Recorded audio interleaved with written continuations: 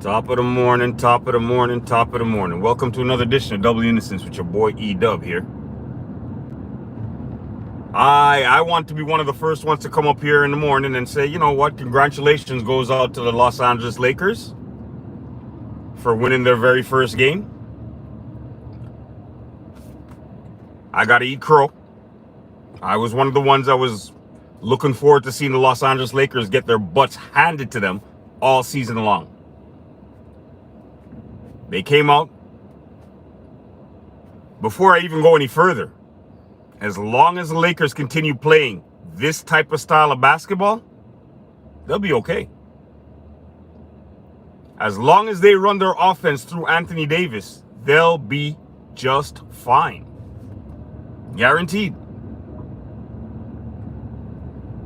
Take a step back away from your king. Let your king take a step back. Let your king stop worrying about the stat padding. Run your offense through Anthony Davis, and you guys might just have a very successful season. So,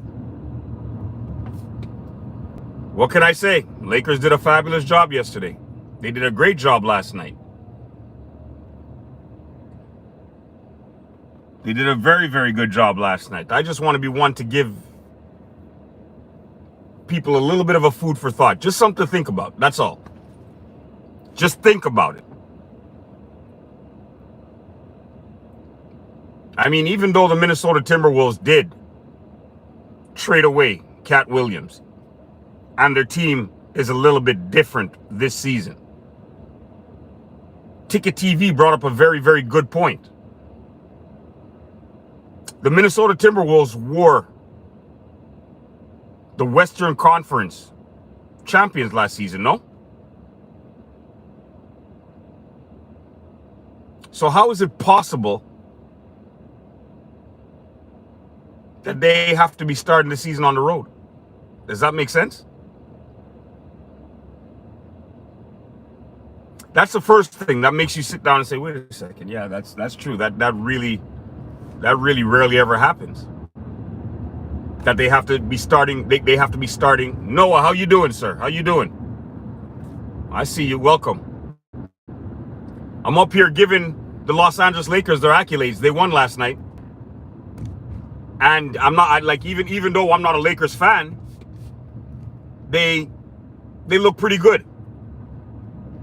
Honestly speaking, they did look pretty good. I think that if they thank you, Noah. I appreciate you, man. Appreciate you. Thank you for subbing up.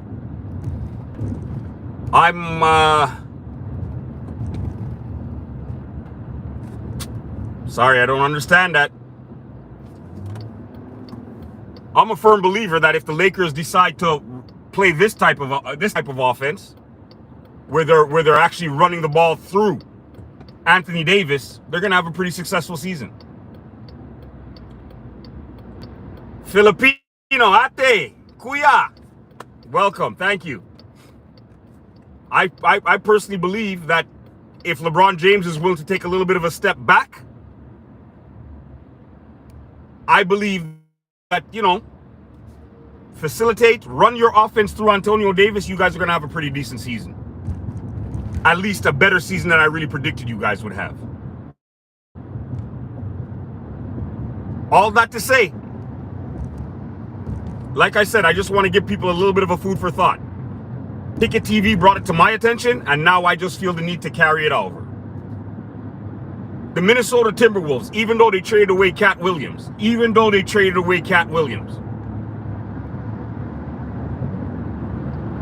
they are still the Western Conference champions, correct? Because they went to the Western Conference last year. Why? Why would they have to be starting their season on the road? Why would they have to be going to Los Angeles to play their first game as Western Conference champions?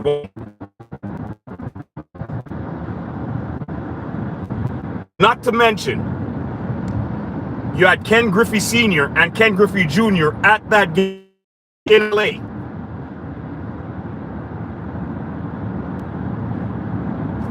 You guys kind of see where I'm going with it? Does that not look a little bit more like a script that was written than an actual NBA game? In my personal opinion, I think everything was set up that way. It was set up in that manner to do exactly what it did. Give the Lakers their first win. Create a part of history with the father and son being in the game at the same time, with another father and son duo in the stands to watch this game. But like I said, that's just my own personal opinion, and I don't want to be one to take anything away from the Lakers, because at the end of the day, the way they played yesterday, they actually did look like a bit of an NBA team. I did see in the fourth quarter, unfortunately, LeBron was starting to look a little bit more his age, where he was turning over the ball and stuff like that. I did see a little bit of that, but Anthony Davis was a beast. Minnesota, I'm sorry, you guys got it wrong. You guys traded the wrong big man. I said it at the end of last season, and I'm saying it again. It would have been better if you got rid of Gobert and kept Cat, in my humble personal opinion. Noah, you take care, man. You have yourself a blessed day.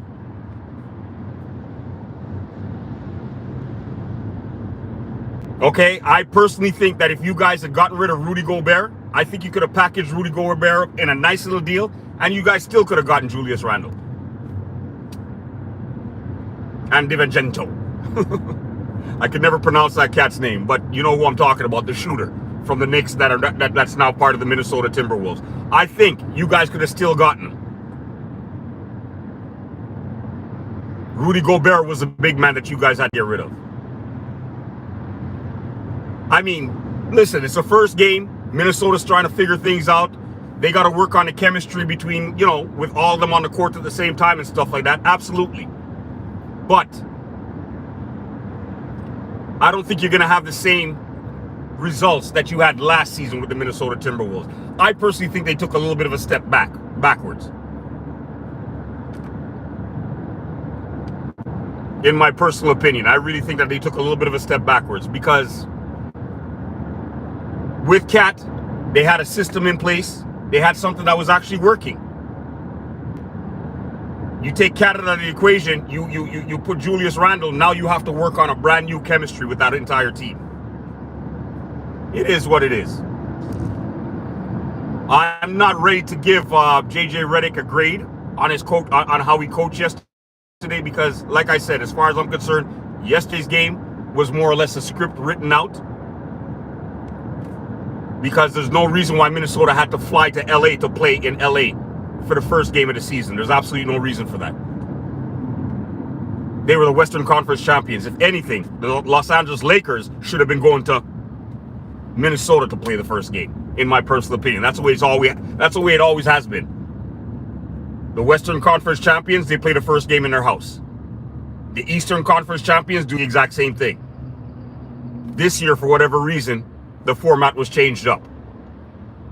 This year, for whatever reason, you had the other father and son duo sitting in the audience in LA for this game, which is Ken Griffey Sr. and Ken Griffey Jr. You understand what I'm saying?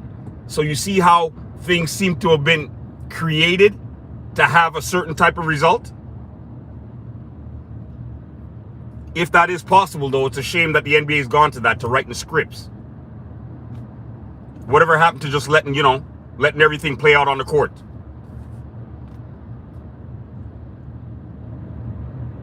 And like I said, this is all just in my personal, humble opinion. But I can't take anything away from the Lakers. For game one, they looked very good. For game one, unfortunately, we had Anthony Davis going up against Rudy Gobert. So, Anthony Davis, as far as I'm concerned, cooked Rudy Gobert for breakfast, lunch, and dinner last night. Rudy Gobert is supposed to be some kind of defensive stopper. Anthony Davis scored, 36 points on him? And Rudy Gobert is not giving you anything on the offensive side of the ball.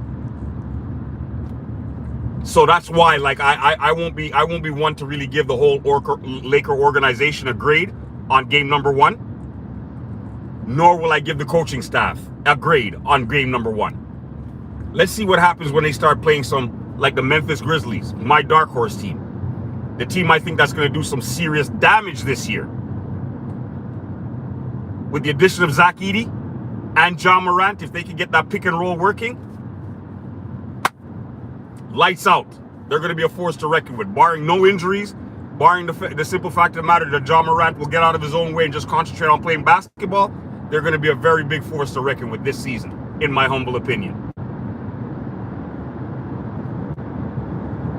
When the Lakers play teams like the Sacramento Kings with the addition of DeMar DeRozan, now let me see how they pan out against those teams.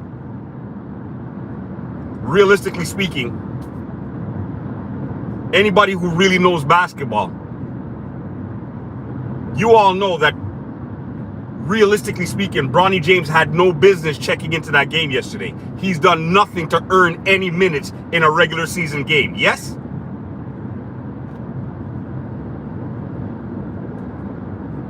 So, like I said, in my humble opinion, this is all a script written out for the results that they wanted it to have. Have history be made with the Lakers getting their first win.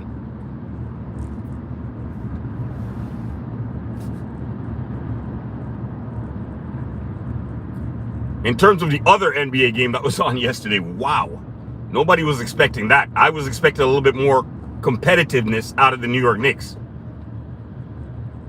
I was expecting the New York Knicks to step up and show the Boston Celtics that, yes, we are going to be the team that's looking to take the title away from you guys this season. Well, man, I don't know. I don't understand what happened. Especially with a coach like Tibbs. I mean, he's a defensive-minded coach. What happened? How did the Boston Celtics score 130-something points on you guys? How did that happen? That's a scary thing, man. Now, really, realistically speaking, I got to take the Boston Celtics for real. I mean, listen. I believe that I always said that they were a good team. I just didn't think that they were able to get over that hump. And I thought that last season, because of the mere fact of the matter that the teams that they played had so much injuries, their path was a lot easier to get to the finals. But after the display I saw last night, listen, they're legitimate defending champions, and people got to be careful or else they're going to repeat. It's way too early to say because it's only one game and there's still 80-something more games left to play. But all I'm trying to say is, with them winning that championship, you can kind of see the Celtics and the confidence that they have now.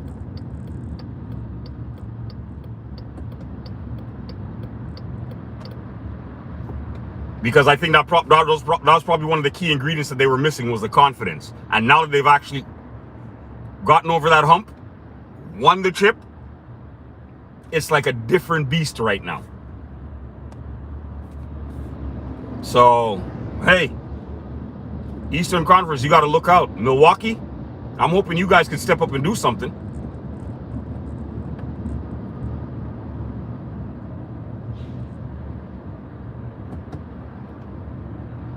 I'm really hoping you guys can step up and do something and make a little bit of noise, because I mean, a lot of other teams are banking on you guys to be the one to dethrone the Boston Celtics. People wanted the New York Knicks to be the team to do it, but after yesterday's display, I guess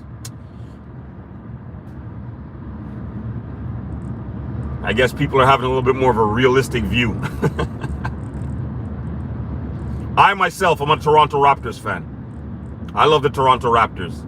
I know they're on a rebuild, but with what I saw them doing in preseason, I like the way their rebuild is looking. They're trying to modify and surround their game around Scotty Barnes, which is a beautiful thing, because Scotty Barnes he's a star in the making.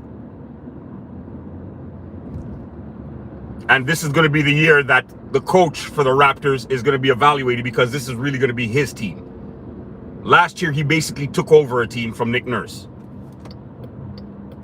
So whenever a coach is actually taking over a team from another coach, I can't really grip, because look, for example, when Steve Kerr won the championship with the Golden State Warriors, a lot of people give Mark Jackson that credit because that was basically, Mark Jackson was the one that built that team.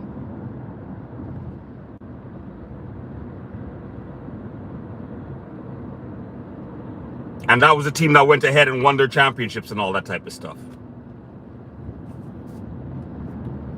But the mere fact of the matter that they had gotten rid of like Pascal Siakam, OG, all that type of stuff in Toronto, this is actually the coach's, this is his team now with the modifications.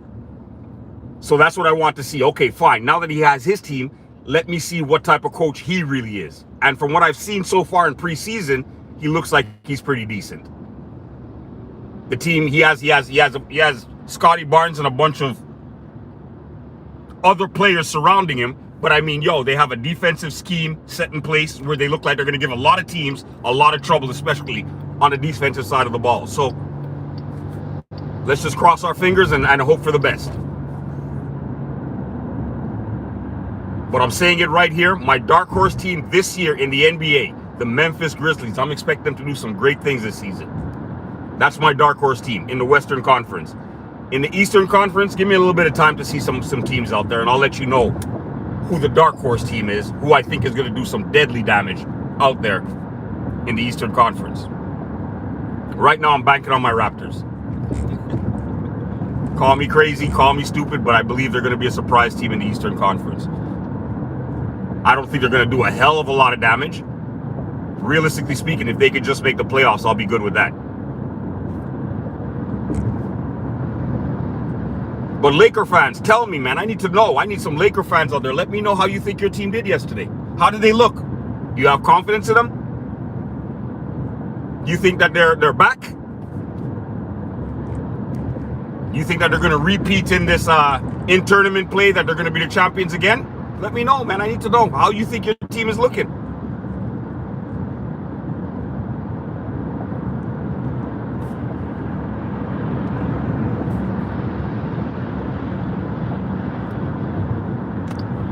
I just, like I said before, I'm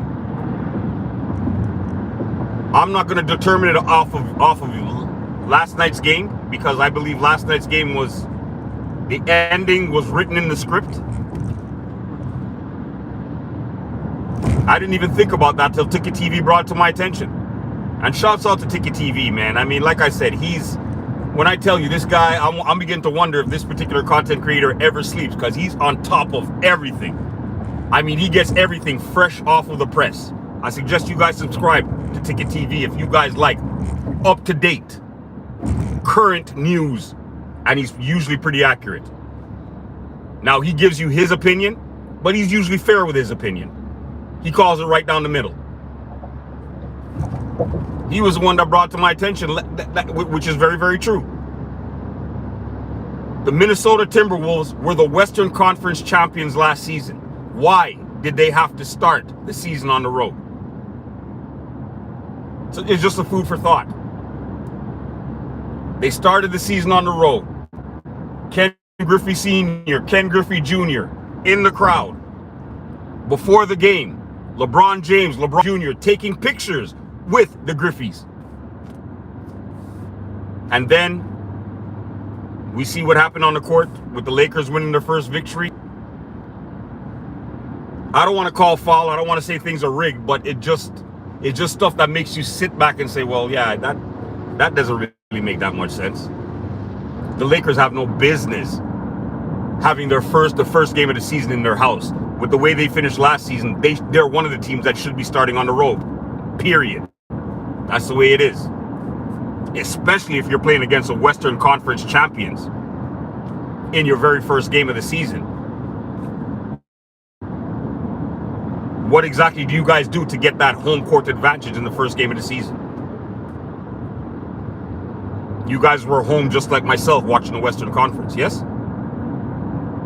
You guys were home just like me witnessing the Minnesota Timberwolves win the Western Conference, yes?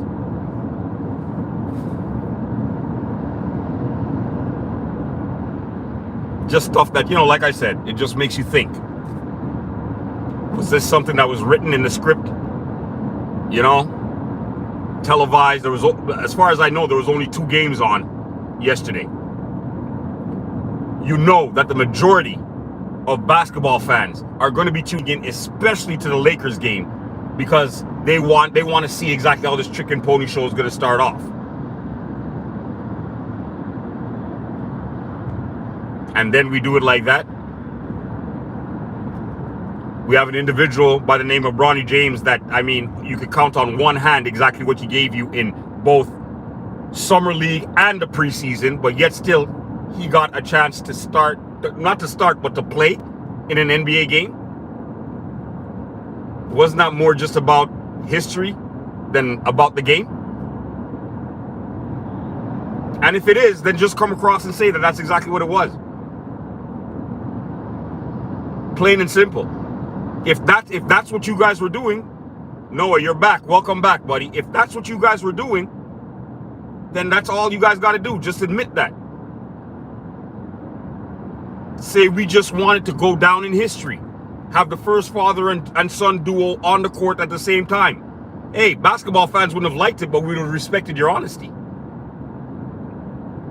What us as fans don't like and we don't respect is you guys trying to brainwash us, make us believe that this guy deserves a spot on an NBA roster.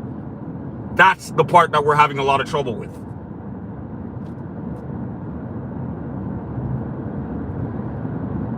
He's not even, right now, with his skill set, he's not even good enough to start in the G League. Period.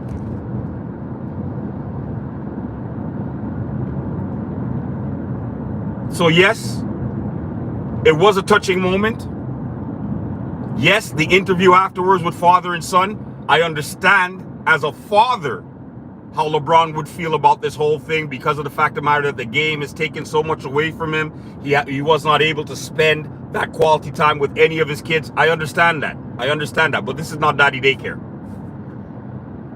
We always knew that the NBA was the best of the very best. It wasn't for mediocre talent. It was for the best talent out there in the game. Now with this happening, you're just confusing us, realistically speaking. You're confusing us on the expectations of what we should be expecting from the NBA.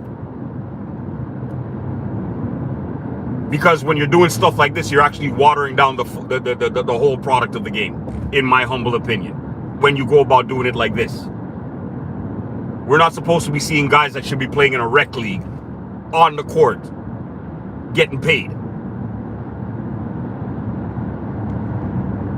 Because then all that really tells me is that there's some guys that are actually playing in a rec league right now that should at least have an opportunity for a tryout on an NBA team.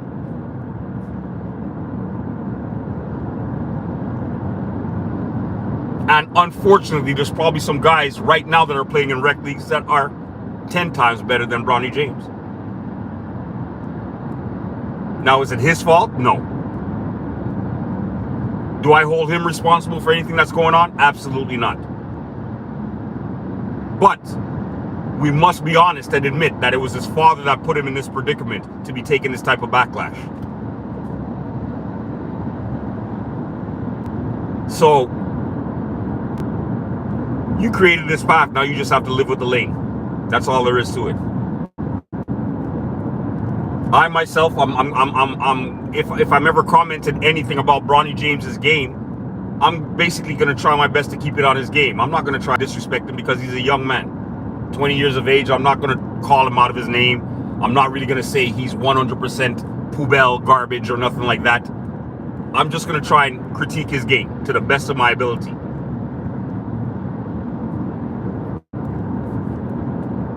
But I'm like I said, I'm not going to base any type of opinion off of last night's game because last night's game was more or less a script to me. Last night's game ended exactly how the mass would have wanted it to end. How people were actually trying to sell their product and sell their game. This is basically what they would have wanted. So more power to you. More power to you. But I'm hoping at some point in time we can get back to basketball. That being said, people, I want you guys to share. I need you guys to like, and don't be shy. Hit those subscription buttons, man. Help this channel grow. Double the Innocence with your boy E-Dub is out. Have a blessed day, people.